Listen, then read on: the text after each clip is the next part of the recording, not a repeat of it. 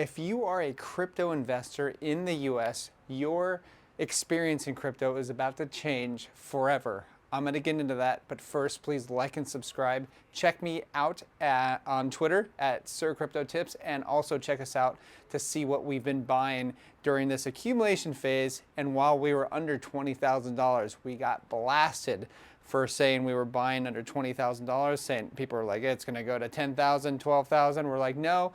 I think this is a bottom back in November. We're on record for saying that. So you can join the CT Club in the video description down below. All right, so we've seen BlackRock, Fidelity, and all these other giant entities entering the crypto space, or at least wanting to join the crypto space. And Heidi's video yesterday pretty much showed that, yeah, we do think that this is going to pass, that the ETFs aren't just going to be a fake out to drop the market. I think what's happening right now is that there is a huge concerted effort to go ahead and bring down centralized exchanges such as Binance. Unfortunately, the SEC lied about Binance. So a couple entities, the IMF says banning crypto will not work. They literally just said that. And then the Fed Reserve said that the crypto asset class is here to stay. Wow, what a change of attitude. Now what's going to happen? All right, so back a decade ago, or even longer than a decade ago, I first entered this space. And when I wanted to open up an account on a centralized exchange, all I did was put in an email address and I had access to every single crypto out there. Now, 10 years later, or more than 10 years later, it is a pain in the butt, especially if you are a US citizen wanting to enter the crypto space. And, you know, considering like there's many different exchanges out there, it's a pain in the butt to go from one exchange to the other. Now we have BlackRock, Fidelity, and others being the new gatekeepers. They are essentially going to be the new gatekeepers. They own Wall Street. That is Wall Street. That is the Federal Reserve, okay? And they want to own the game. BlackRock, come on, BlackRock and Vanguard, they pretty much own every single major corporation in the world, plus all the news stations in the world as well. After the FTX collapse, people freaked out.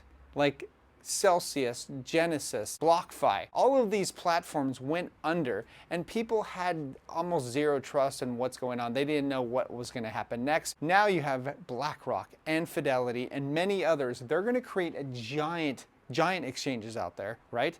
And people are going to be like, well, finally, an exchange that we can trust, something that, you know, they're big enough, they're too big to fail, they're regulated, they're government approved, and your funds are going to be completely safe. And so, whew, it's all good, right? Not exactly. If you are only wanting to speculate on the pure price of crypto and just make a quick gain or whatever, this is perfect for you.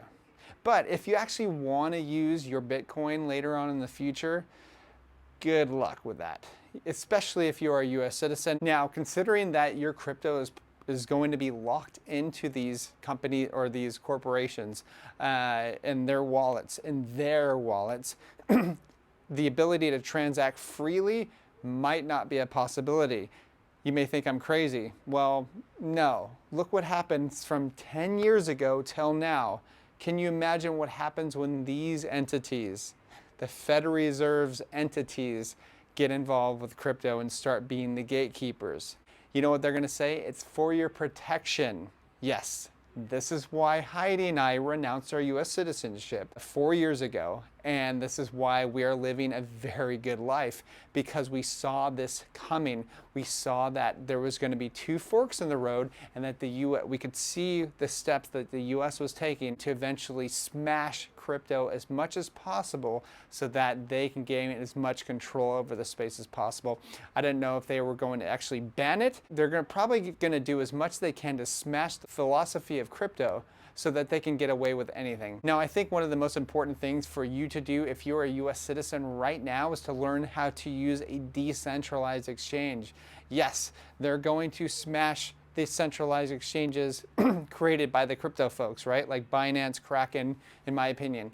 I think they're gone. They're going to be gone out of the United States, which really sucks in my opinion.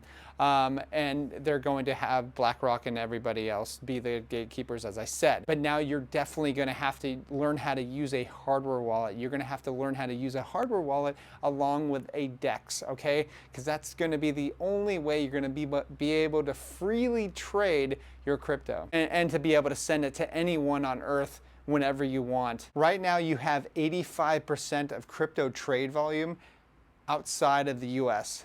That is a crazy number. Keep in mind that capital flows where it's least restricted. Now, I could be wrong, but let me know what your thoughts are in the comments below. I would love to hear what you have to say because, you know, we're in this together and we have to keep the dialogue open, okay?